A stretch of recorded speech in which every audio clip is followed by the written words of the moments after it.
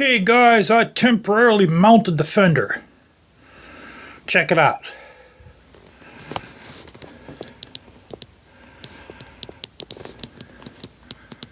So we got two fasteners on each side with reaper blades. Now that bottom one, I'm going to put a, I think I'm going to put another fastener in the corner on each side. And the top one, we're going to leave that one there. I put the fastener here, and I was able to press that down a little bit. First, what I did is I heated it up with my heat gun, over there, because I wanted to heat the double-sided adhesive up, or the double-sided tape, I mean. And then I torqued that down, and it lowered the top down real nice. So that now contours to the fender. Now, you take a look at that side. Let me show you the other side. See, that side there comes out a bit. Now, if I put a fastener in the corners, it should pull that in, and it'll be close to what the other side there looks like. You know, and I'll be honest with you, I kind of like the fastener look on those. You know, it makes it look more like more machinist. Also, those button head fasteners I got, they fit right in here. See, I still got those. I didn't torque those in because this is on temporarily. I still have to weld the bolts in back here. I'm waiting on my welder.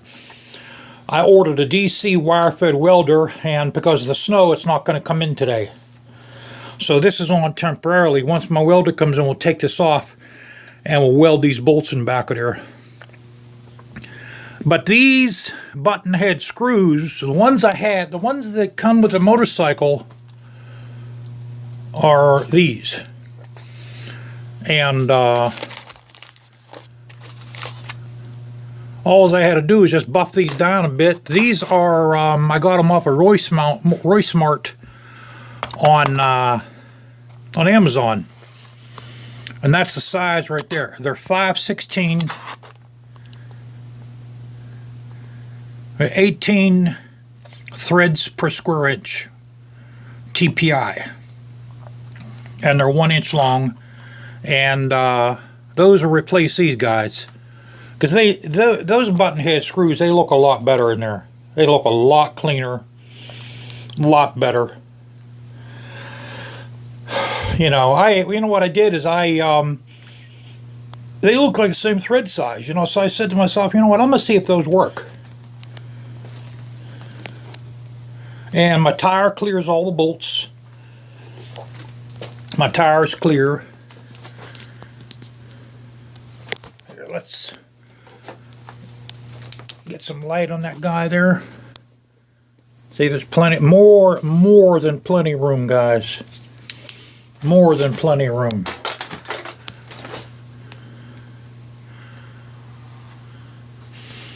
There's probably, I'd say, maybe probably about 5/16 of an inch, and underneath here we're cool there. So that's what I'm going to do. We'll put another fastener right in here, like right on the corner somewhere, and the same on the other side, and that should pull the corners in.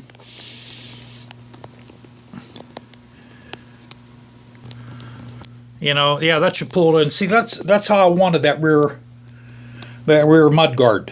That's perfect. See how it comes down? It comes down probably about maybe, what, maybe 2.5 inches, 2.25 inches. Now, another thing, when you do something like that, you have to consider having a flat tire. You know, so if that ever has a flat tire, well, if it has a flat tire, I'm going to ruin my wheel. But if it has a flat tire, I don't think it's going to run on my reaper blades. I doubt it. I don't think my reaper blades will contact the ground. So yeah, they look pretty damn good, guys. That definitely sets that whole front up, man. So this is Friday morning. I was supposed to get my DC welder in today. I doubt it's going to come in. I doubt it very seriously.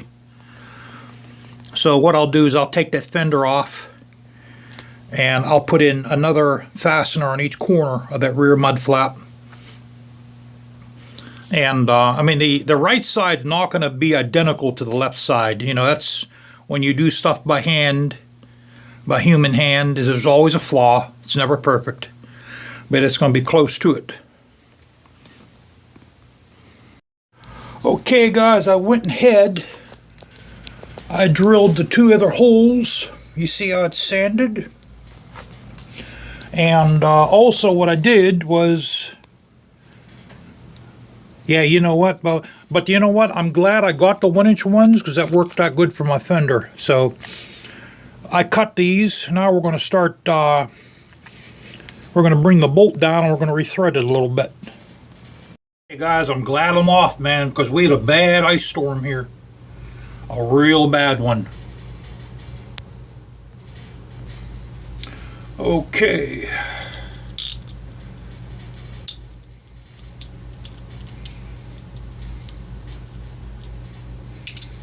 What I'll do now is I'll go like this a little bit. Then once you start feeling it grab on your cut threads, bring it back down, bring it back up. And this actually works pretty good if you don't have like a screw lathe. Some people, there's actually a mini lathe you can buy that'll cut the ends of these when you shorten a bolt.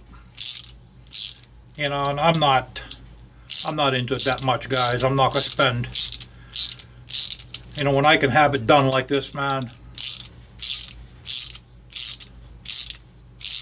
Okay, that feels pretty good. Got that one done. Now we're going to do this one here. And what I did too is I ground down. I sanded them down.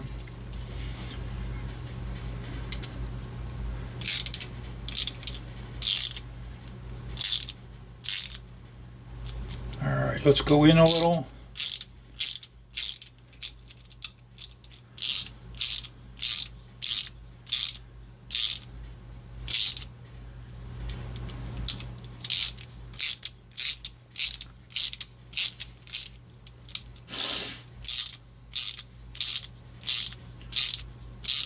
I think this can go one more time.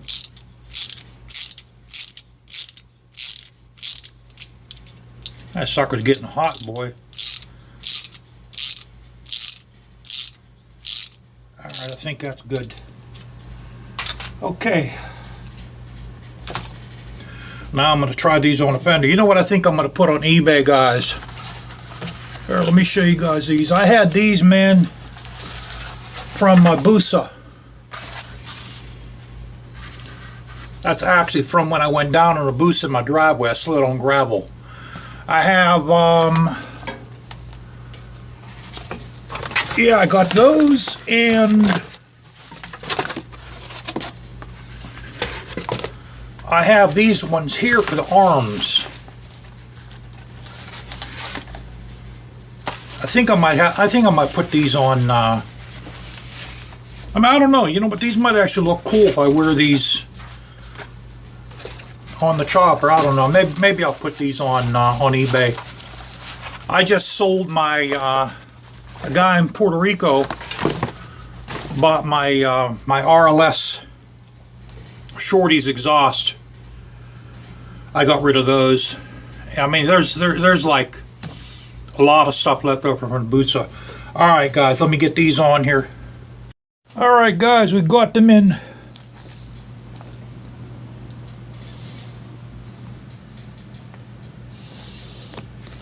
That looks better with 3. You know, the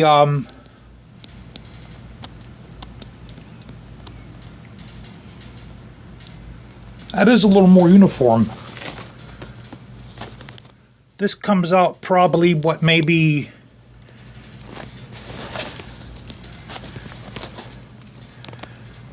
1/4 inch more. But you know, the thing is see how it tucked in the corners?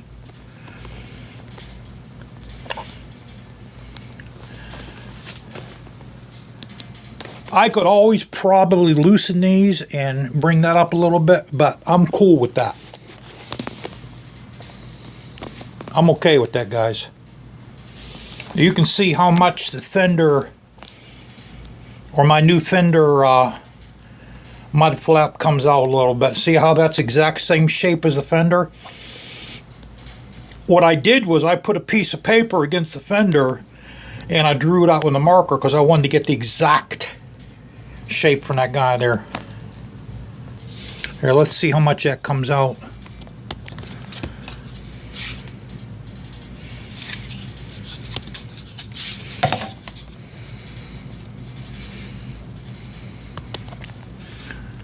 Inch and a half. That's good enough. So we're waiting on a welder now, guys. But see, we did that one there.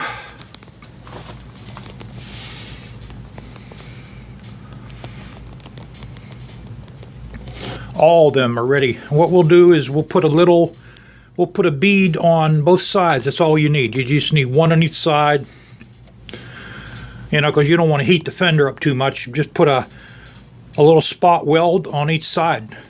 And also, these have to be saturated with thread locker. They're going to have to be saturated. That's why we got this right here, the 272. That's waiting. So what I'll do first is I'll spot weld all these bolts in place. And then we'll remove these and we'll saturate them with the thread locker, and we'll put it back in, and that'll be done. Matter of fact, I have to take these back out too because I didn't put thread locker in them either. And we'll also put thread locker in the fasteners. They go in here as well. We'll put them in here. Okay, guys, this project's almost wrapped up, man. I think this is one of the last things besides the clutch I'm going to do to this bike here. I think it looks fantastic with all the aluminum work I did. Now, if I had a planishing hammer, I would have just made a fender all one piece with all this shit. You know. So, be safe, guys.